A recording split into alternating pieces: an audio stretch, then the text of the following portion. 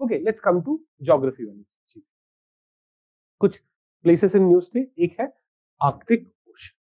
तो देखो, in the world there are 5 oceans, Pacific Ocean, Indian Ocean, Atlantic Ocean, वही Pacific Ocean का continuation, and then Arctic Ocean and Southern Ocean. 5 oceans. देखो सबसे बड़ा कौन सा है? पैसिफिक, हमें दिख भी रहा है।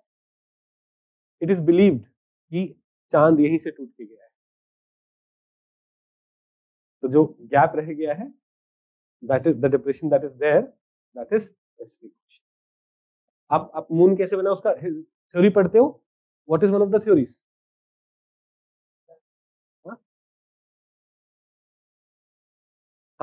अर्थ, कोई चीज आके अर्थ से टकराई होगी, a part of earth got separated and it kept on revolving around earth, and eventually because it was large enough it acquired hydrostatic equilibrium and became spherical and became what, है ना? तो Pacific Ocean is there, Atlantic Ocean is there, Indian Ocean छोटा है उन सबसे, आप देखोगे Atlantic से छोटा है इंडियन ओशन, बट फिर we have Southern Ocean and Arctic Ocean. We have to study about Arctic Ocean. It is the smallest of all the oceans and is also the shallowest. The depth lowest है.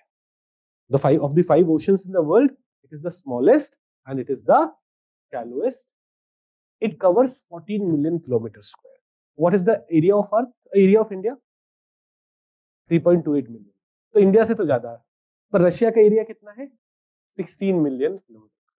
So it is the only ocean of the world which is smaller than Russia. It is the only ocean of the earth, only ocean in the world which is smaller than Russia. बाकी सारे ocean कितने बड़े हैं? Russia से बड़े हैं. It is the only one which is smaller than it. Now, let me open the map. This is the part of Arctic Ocean. If I take you here, you will see Canada, Greenland, Iceland, ये बड़ा वाला island Greenland, छोटा वाला Iceland, फिर इधर Norway, और Russia के ऊपर सारा क्या है? आर्कटिक ओशन का ही पार्ट है. तो if I bring you here, this top part is Arctic ocean. ये जो ऊपर वाला पार्ट है दैट इज आर्कटिक ओशन. तो which are the countries which it neighbours, which are the territories it neighbours? तो एक तो पूरा रशिया है, यहाँ पे इज एंटायर रशिया देयर.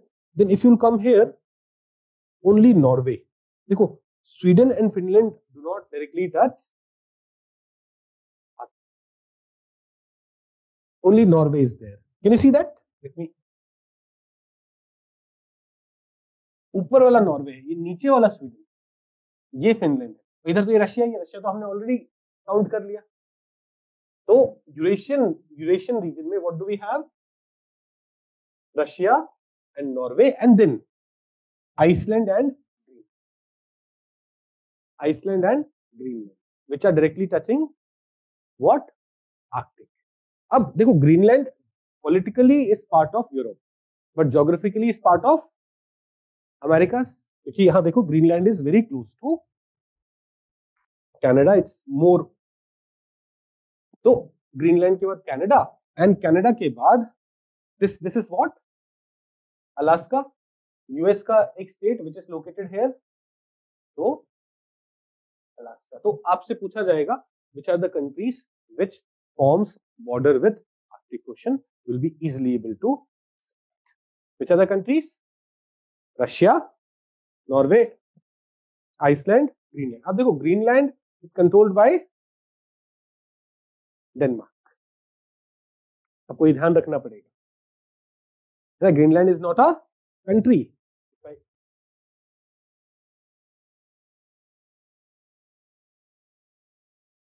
थोड़ा ग्रीनलैंड को बड़ा करोगे, वो उसमें नाम आ जाएगा. It is a Denmark territory. Denmark यहाँ पे एक कंट्री है, उसकी टेरिटरी. ठीक है, तो इसको ध्यान रखेंगे. तो आइसलैंड, ग्रीनलैंड, कनाडा एंड क्या आर्कटिक ओशन की नेबरिंग कंट्रीज हम बता पाएंगे? मैप पे सोच पा रहे हैं? Come back. The Arctic Ocean is surrounded by Russia, Norway Iceland, Greenland, Canada and USA का Alaska state. Now this is the ocean where much of the area is covered by sea ice. उसके surface पे क्या है? Ice है. That varies in extent and thickness seasonally. अभी recently news में क्या था? दिसंबर 2024 में न्यूज में था, एक स्टडी पब्लिश हुई है नेचर कम्युनिकेशन में, which is saying because of global warming, as soon as 2027, a time may come where there is no ice on Arctic. गर्मियों के टाइम क्या होगा? It's not saying कि आइस पूरा खत्म हो जाए, सर्दियों में फिर आइस बन जाएगा, but there will be a time when there will be no ice on the surface of Arctic. ऐसा कभी नहीं हुआ है. This may happen because of global warming as quickly as in 2027. ये न्यूज था, बट ये तो आज ठीक है. हमारे लिए इंपॉर्टेंट क्या है? आर्कटिक ओशन को प्रिलिम्स के पर्सपेक्टिव से पढ़ना, प्रिलिम्स के पर्सपेक्टिव से समझना. क्या सब कंफर्टेबल है? ओके.